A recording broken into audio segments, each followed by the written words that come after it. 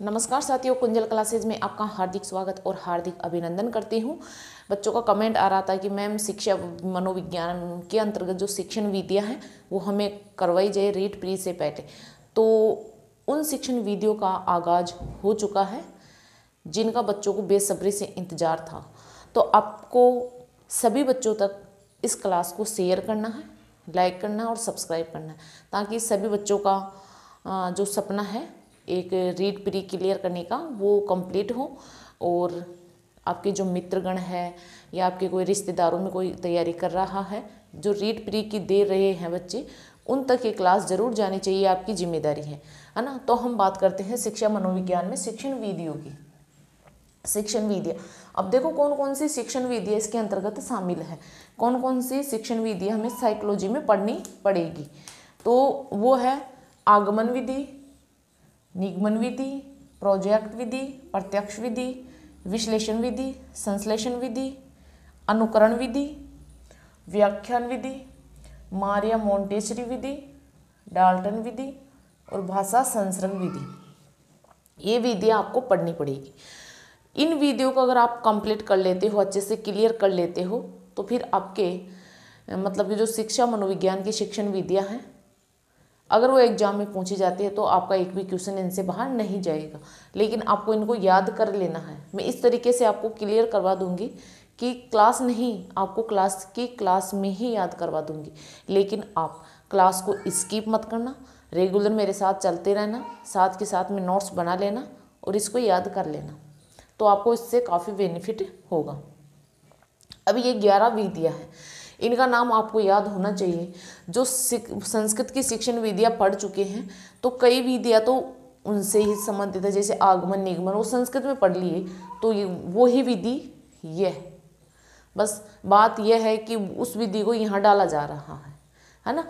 तो जो संस्कृत में शिक्षण विधियाँ पढ़ ली जिसने, तो उसकी हिंदी की शिक्षण विधियाँ भी बहुत आसान हो गई। यानी जो संस्कृत में पूछी जाती है वही तो हिंदी में पूछी जाती है ना। तो जिन्होंने संस्कृत में पढ़ ली तो उनकी हिंदी भी क्लियर हो गई कम से कम, है ना। तो मतलब कि 80% तो क्लियर हो गई। और कुल मिला के वही विधियाँ यहाँ है, जैसे अनुकरण विधि आपकी उसमें चलती है, प्रत्यक्ष भी है, प्रोजेक्ट भी है, निगमन है, आगमन है, भाषा संसर्ग है, व्याख्यान विधि है ना। 2-3 विधियाँ थोड़ी अलग है। तो हम सबसे पहले बात करते हैं आगमन विधि।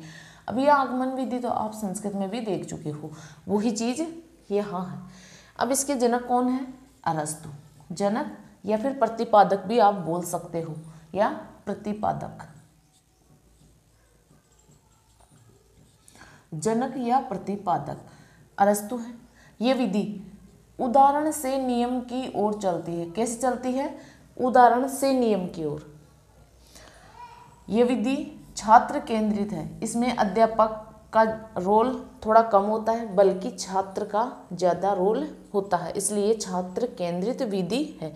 और यह विधि करके सीखने पर बल देती है कि करके सीखो। बच्चों को बोलते हैं कि आप जो भी कार्य करो वो खुद करके सीखो। आप खुद करके सीखोगे तो ये आपके लिए ज़्यादा फायदेमंद रहेगी। इस विधि में निम्न शिक्षण सूत्र प्रयोग में लिए जाते हैं। अब कौन कौन से शिक्षण सूत्र प्रयोग में लिए जाते हैं वो देखो। ज्ञात से अज्ञात की ओर, स्थूल से सूक्ष्म की ओर और मूर्त से अमूर्त की ओर, ये शिक्षण सूत्र इसमें काम में लिए जाते हैं, है ना। तो अब इसकी जस्ट उल्टी आपके निगमन विधि है। मैं आपको संस्कृत में भी यही चीज़ बताई थी कि आगमन को याद कर लो चाहे आप निगमन को याद कर लो, जस्ट उल्टी है। आगमन की उल्टी विधि निगमन विधि है। तो यहाँ तक आपको अच्छे से क्लियर हो गया होगा। इसके नाम याद रखने हैं, कौन कौन सी विधियाँ हैं। अब आगमन विधि क्लियर। अब आप इसका स्क्रीनशॉट ले लीजिए।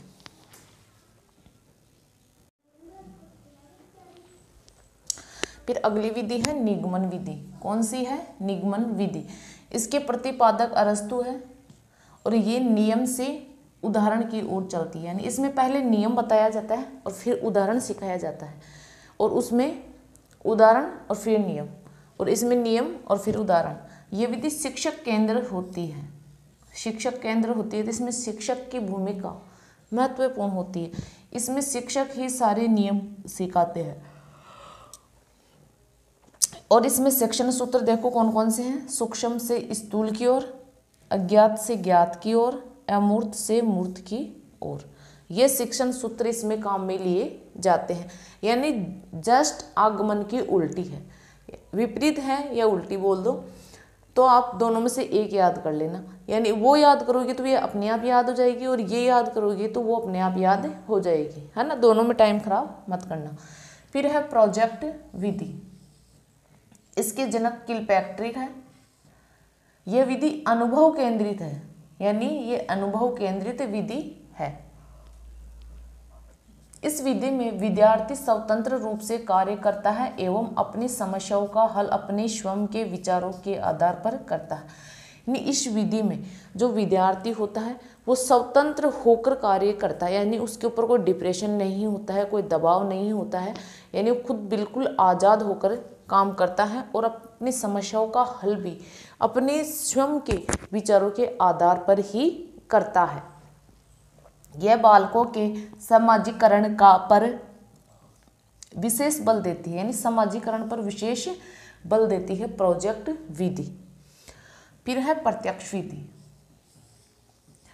इस विधि में वार्तालाप के माध्यम से अधिक सीखने पर बल दिया जाता है, यानी वार्तालाप के माध्यम से ज़्यादा सीखो, ऐसा इस विधि में सिखाया जाता है।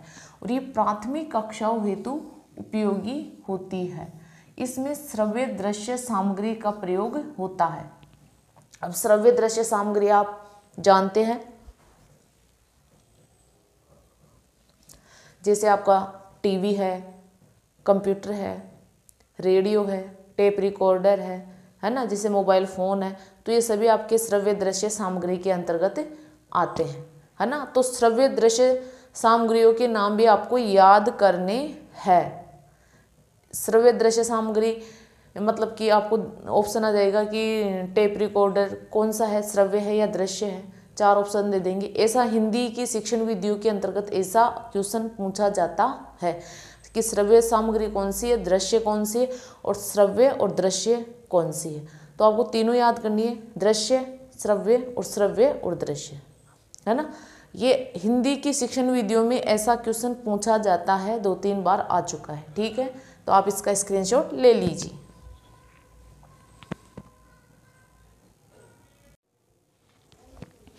फिर आगे है विश्लेषण विधि। विश्लेषण विधि और संश्लेषण विधि ये दोनों भी इम्पोर्टेंट विधियां हैं। विश्लेषण विधि में समस्या को छोटे छोटे भागों में बांटकर उनका अध्ययन व समीक्षा करते हुए उसे हल किया जाता है। यानी इस विधि में समस्या को छोटे छोटे भागों में बांटकर उनका अध्ययन और समीक्षा करते हुए उसे हल किया जाता है। फिर है विश्लेषण विधि। इसके जनक हेनरी एडवर्ड आर्मस्ट्रांग है। इस विधि में किसी समस्या या गतिविधि के छोटे छोटे भागों को जोड़ते हुए समस्या का हल किया जाता है। इसमें छोटे छोटे भागों को बांटकर, है ना, जैसे छोटे छोटे भाग, एक बड़ा भाग है ऐसे, अब इसको छोटे छोटे भागों में बांटकर समस्या का हल किया जाता है। और विश्लेषण में क्या है, यानी जैसे ये टुकड़े हैं तो इन टुकड़ों को ऐसे मिलाकर एक करते हुए समस्या का हल किया जाता है। यानी ये भी एक दूसरे के विपरीत विधि है। फिर है अनुकरण विधि।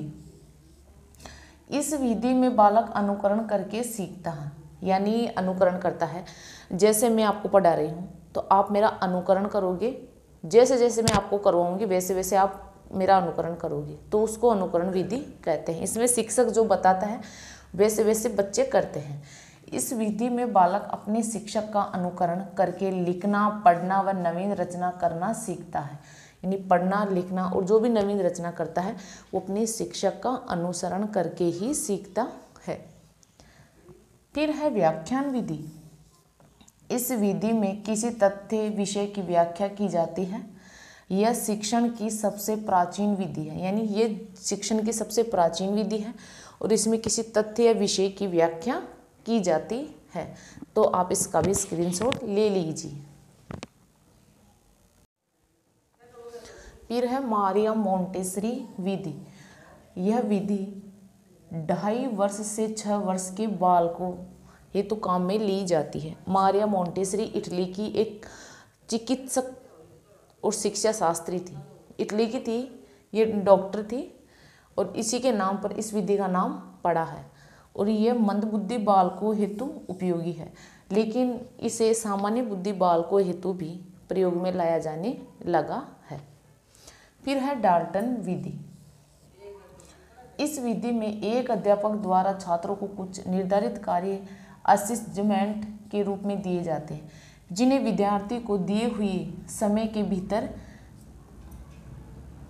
करने देना होता है। यानी कार्य दिया जाता है शिक्षक द्वारा, फिर एक निश्चित समय दिया जाता है बच्चों को, उस निश्चित समय में इस कार्य को करना होता है। फिर है भाषा संसर्ग विधि। यह व्याकरण शिक्षण की विधि है, व्याकरण शिक्षण की है और इसमें व्याकरण की रचनाओं का प्रयोग किया जाता है। मैं आपको जब व्याकरण पढ़ाई थी, व्याकरण शिक्षण संस्कृत में, NV संस्कृत क्लासेज इस चैनल पर, है ना, तो उसमें हम भाषा संसर्ग विधि को पढ़े थे। तो वो ही विधि यह है और ये प्राथमिक स्तर की कक्षाओं हेतु उपयोगी विधि है। तो आपकी ये 11 विधियाँ इंपॉर्टेंट विधि है। इन 11 विधियों को आपको अच्छे से क्लियर कर लेना है और ये एग्जाम में आपको ऐसे कि ऐसे देखने को मिलेगी। तो आपकी साइकोलॉजी में इतनी ही शिक्षण विधियाँ हैं और अब ज़्यादा आपको लोड लेने की ज़रूरत नहीं है। ज़्यादा शिक्षण विधियाँ आपकी हिंदी में और संस्कृत में पूछी जाती है ना। साइकोलॉजी में जो शिक्षण विधियाँ होती है वो आएगी, लेकिन इतनी नहीं आएगी जितनी संस्कृत और आपके हिंदी में आएगी, है ना। तो आपको संस्कृत में जो पढ़ाई उनको अच्छे से क्लियर कर लेना है और साथ के साथ में जो मनोविज्ञान की शिक्षण विधियाँ हैं, यहाँ से आपको 4-5 क्वेश्चन देखने को मिलेंगे, तो आप इनको भी अच्छे से क्लियर कर लेना और इसका स्क्रीनशॉट ले लीजिए।